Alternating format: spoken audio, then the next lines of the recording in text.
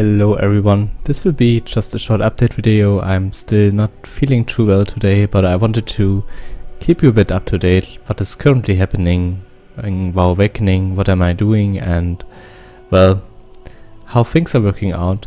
So as you can see, I tried to make a feral build work, feral DPS build for PvE. I think it didn't quite work out. The reasoning why I tried it in the first place was, so first of all, we finally were able to obtain some ability resets, so big thanks to the developers of the server and to the team in general. Got provided with some ability and also talent resets by a GM, so that's amazing.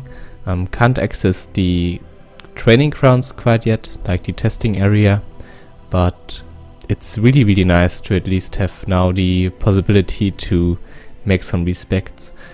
I still have to be careful though, they are limited, and also you have to keep in mind you have to relearn all the talents all the way up to level 60 once you make a respec, so it also gets quite cost intensive on that part, but I'm just super happy that I can show them here.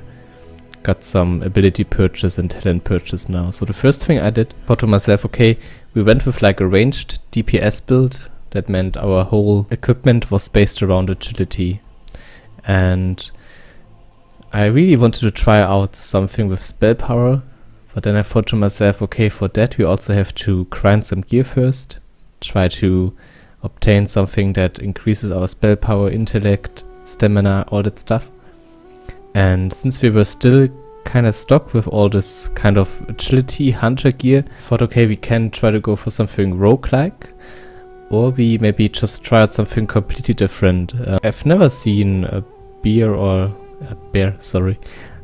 cat on the server so far, so I was very curious like how things will work out with that. So yeah, here we are. Went with a feral build and it's okay-ish. I think it's not the worst thing in the world. We do around 450 to 500 DPS, which is not that high on the server, but I think I will just show you really quick with what I went here and what I probably would pick up again.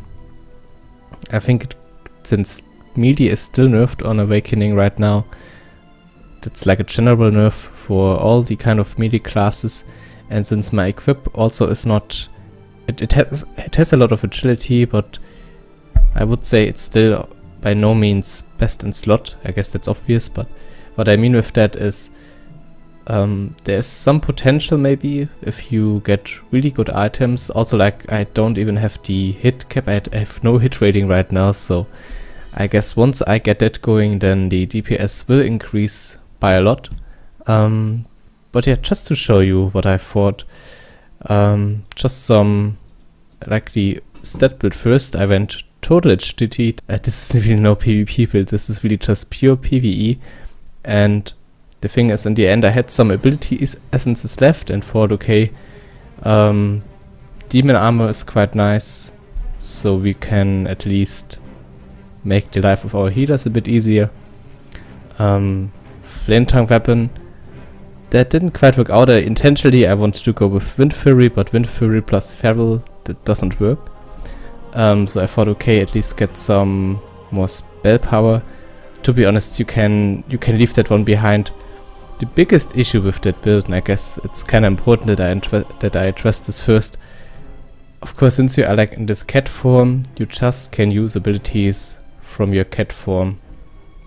Otherwise, you just switch back. I guess if you are a very versatile and skilled player, you can work with that in some way. But the thing is, it really limits your kind of ability pool, your abilities you can choose from. And like in a server where you can choose actually from all of the classes, this is a bit counterproductive. I hope you know what I mean with this. And so it's probably one of the talent trees I wouldn't recommend right now, because it doesn't matter what else you want to cast, even like the slightest buff or anything you get out of your druid form, out of your cat form, and of course this can be very annoying and very counterproductive to the things you have planned. So just keep that in mind. That's also, again, that's the reason why we had some ability points left, just because we could not pick up too much stuff that is usually very nice, but just does not work in this build, since I try to build it around that I was able to stay in cat form.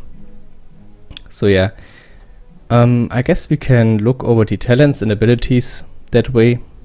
So here we are. I didn't pick anything in balance. I went straight to feral. I also looked at some talent trees, like on the internet, what are generally like good abilities to pick up. And well, it's just I actually don't want to go into too much detail here, because I really think this is something you should not go for at the moment, just because it limits you in such a way that it's also not that fun to play. But I wanted to try it out, so yeah, here we go. Got predatory strikes, just like everything you can see here is just an increase in your overall stats and DPS and crit and attack power. That's basically all this is. Also some reducement in your like abilities of like the energy costs and stuff. So pretty much a standard feral DPS build. So this is nothing crazy, nothing spectacular, and I guess that's also the reason why it really there's no really much sense in showing you this, you know. This is like nothing WoW Awakening specific where I did something extraordinary. It's really just a basic build, but I still wanted to share it with you, wanted to give my 2 cents about it, so that in case you have plans for builds like this, you know, okay, like in a game where you can have such a variety of spells, that limiting yourself to like one talent tree, to like one form, is probably not the best way to go. And well, stuff like battle stance and the druid form also don't work. Yeah, just think this is like maybe the most noteworthy thing I got out of all of this. Again, Wind Fury does not work. I knew this before, but like you can't double hit in cat form. It would be nice, but it's not possible. So yeah, this is, I mean, we did almost everything in the feral kind of way. Of course, again, we had some specs like in the Survival Hunter, again, lightning reflexes, basically the same stuff, talent increasing wise, or I mean stat increasing wise, the same stuff we did in our last build. So if you are interested in that, then please check out the other video. Again, I went with lightning reflexes, for example, and sinister calling. Like in all the other trees, I just picked stuff that increased our overall stats and our attack power.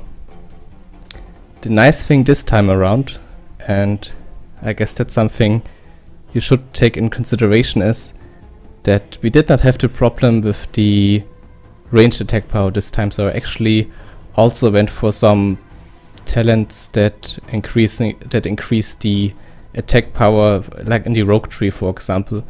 This is also quite nice, the vitality. I think this is like one of the best synergies we have, since it allows you to pretty much keep your ability spam up, like in cat form. That's quite nice to have this increased energy regeneration. But yeah, the nice thing about this build is that since it's like melee, you can also go for talents that otherwise would just increase just increase melee attack power, and you don't have to be that concerned.